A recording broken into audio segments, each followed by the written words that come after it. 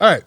So the reason why the stream got cut is I played a clip of Sha'Carri Richardson responding to the ruling by the Olympic Committee in the Tokyo and her relay, the 100 meters in Tokyo due to testing positive for marijuana. I never thought marijuana helped you run faster. Unless it was like a run to the store, run to the, you know what I'm saying? Like there's no, I thought they test you for drugs that help you cheat, or drugs that give you an unfair advantage. What else they test for? Tylenol, ibuprofen, Advil. Same thing, Tim. But you know what I'm saying. Alcohol, what else do they test for? And I guess, okay, so besides that, I understand those are rules. That's your rules. You don't want to take part in them rules. That's your deal, okay? You don't have to run in their Olympics. As I listen to Sha'Carri explain the reasons why she smoked weed, when you know that was not what she was supposed to do, was because a reporter, out of the blue, told her that her mother had died. This was the same week where she was going to have the tryouts. She was in Oregon, and this guy she doesn't know, reporter, I don't know if it's a guy or not, but this reporter breaks the news to her about her mother, which sends her in an emotional tailspin. And that's when she smoked some weed. Okay? Kind of try to deal with what she needs to deal with in order to perform at a level and be able to just hold it all in her head and be able to do what she came here to do. And I just thought about the enormity of the task in front of her. You know what I'm saying? Because I saw a clip where Sha'Carri came in last place, not first place. And it looked like it wasn't that long ago. So she's had her own struggles performing at this high level that she's at now.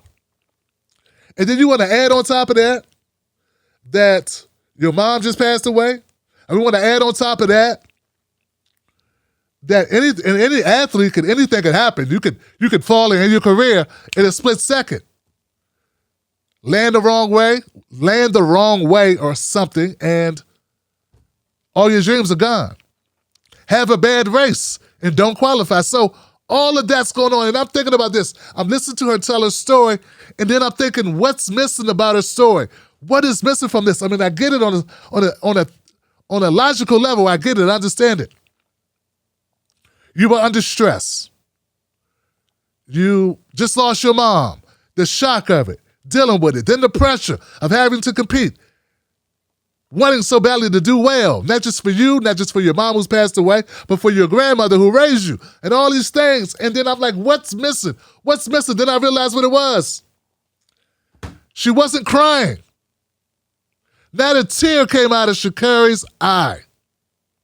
I didn't see a single teardrop in my eye. And at first I was proud of, I was like, yes, that's right, sister. Don't give them the satisfaction of you crying for these motherfuckers. Don't cry for them. Hold your head up high.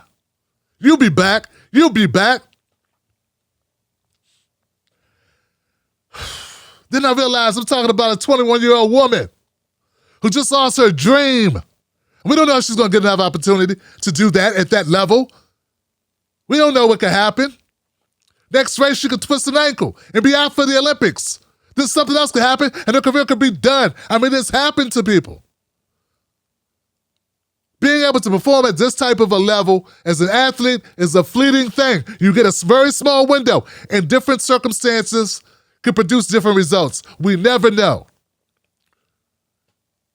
And then I started thinking, I know what it was. It was a TikTok video I saw where these white girls on TikTok were doing a challenge. It was the fake cry challenge.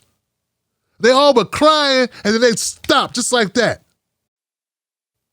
The challenge was, how realistic can you cry and then stop? And I thought, damn, that's what Sha'Carri's missing. She's missing the ability to cry and stop. She's missing the ability to show her emotion, to express herself, to make people feel. And she said she didn't want people to feel empathetic to her, no sympathy. But that's what she needed because, hey, man, I know some white girls would have cried like hell. Oh, they would have cried. Oh, my God. I can't believe it. I can't. Hold on a second. I can't believe it. I'm sorry. They'd have did the whole thing, and America would have been moved by it. Everyone would have been moved. And these conversations about, oh, well, she should have just did better. She should know better than smoke marijuana. Stephen A. Smith, weed, get off the weed. None of that shit is said about white girls. Or white women, white men. It's reserved for black men. And I'm thinking, this is not right. This heavy burden of blackness, of trauma, of carrying the weight, of not feeling safe, not being able to confide, not having a place to go, not having a relief, not having the therapy. And even if you, look, as a black woman, even if you got the wherewithal to say, hey, I could really need a therapist to talk about my mom, and then she just passed, and that I don't know if I'm gonna be able to win this competition. If this thing I've been training for probably all my life or half my life, I don't know if I'm gonna be able to rise to the occasion. Even if you had the wherewithal to say, hey, I need to talk to someone, do you have the money to talk to someone? Shit, do you have the time to talk to someone? I mean, how many black women got time like that? They gotta take care of the kids, they gotta work the job, they gotta look, see, they got time off, they gotta check with their supervisor, check with their manager, to check with the HR, to check with the check, and all this shit's going on. And it's like, that's something, but that's not everything, man, because as I went down this road and I was looking at this and I'm thinking deeply about what I'm looking at, and I know I'm angry and I'm upset, I feel like part of me is thinking, hey, they only give Sha'Carri an issue because she's so outspoken, she's so flamboyant, she's so much herself, they can't deal with that. They're like, turn it down a notch, woman. You're too loud, you're too lit, you're too you. Then I start thinking, there's another bigger issue to all of this. And this may be the most significant part. Like right now, this is a guy by the name of Kevin Samuels. And Kevin Samuels gives advice to women about how to get a good man, how to get a man that he calls a high-value man. And this is what these women want. They want high-value men. So Kevin Samuels meticulously picks apart things that would keep them from getting that man. And he's very judgmental. And he's very, very focused on pointing out flaws. Not just the physical, the mental as well.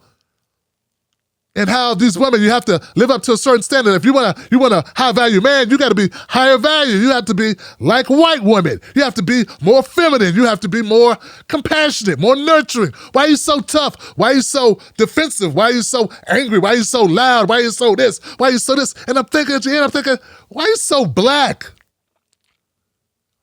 Black women are not white women, man. The historical record of what black, like just from my point of view, I've never heard someone say, hey, I just watched the Kevin Samuels video, and in that video, he was breaking down to that black woman, because he talks to 98% black women, he's breaking down how black women have all these hurdles in society they have to deal with. But they don't have the same luxury.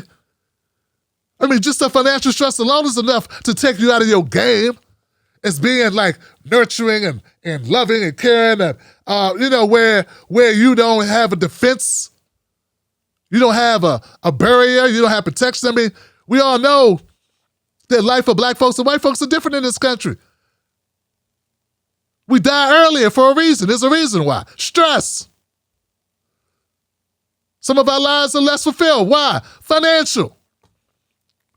We don't know if our children we don't know if our children are going to survive. Women more than likely, 3 times more likely than white women that died giving childbirth, education, debt, generational issues, trauma, taking care of sick mama. More black parents are more likely to be infirmed, to have illnesses that take them out. And like all these things, and I'm like, Sha'Carri does not have the luxury of just saying, hold on a second, guys, I had a bad day. I'm having a bad week. I'm having a bad year. My mom died. Life got to go on. And she got to put on her poker face. And she got to go back out there. And some of us may choose alcohol. Some of us may choose sex. Some of us may choose shopping. People choose all types of ways to medicate themselves. But it's so much bigger than that. It's so much nuance. What I'm saying is, we have to find a way to, like if you do this work and you know, like I know the stress level. I know what black women deal with it from a logical standpoint, but I don't know on an emotional standpoint. And all I'm saying is I'm watching a 21-year-old woman deal with shit that some 51-year-old woman can't deal with effectively without turning to something.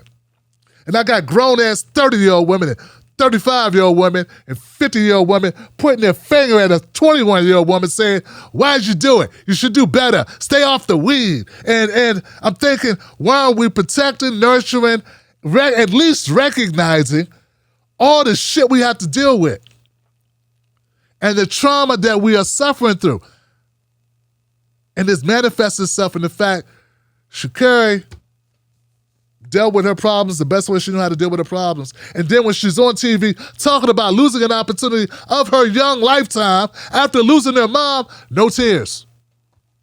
You can tell she's upset, but still not comfortable enough, not protected enough, not safe enough to even cry, even when it benefits her, even when it would have been the safest thing to do. Man, it's devastating that Sha'Carri won't be going to Tokyo to compete in the 100 meters. It's devastating that after that great race, man, amazing, phenomenal race. Don't take nothing from that. Life does what it does. You never know if you get back at that opportunity. But my thing is this, what's even more devastating is I don't know if we as a society, and hell, we as black folks, I don't know if we're really taking care of each other. Like we really see our situation for what it is. Sha'Carri Richardson is not just Sha'Carri Richardson. Sha'Carri is us, and we are her. And what she's going through is endemic of the black community and what we all go through, and what our moms go through, what our sisters go through, what our daughters go through. You understand what I'm saying? I'm not condemning anyone. All I'm saying is we need to take a better look at this shit, man. This is serious. This woman doesn't feel safe enough to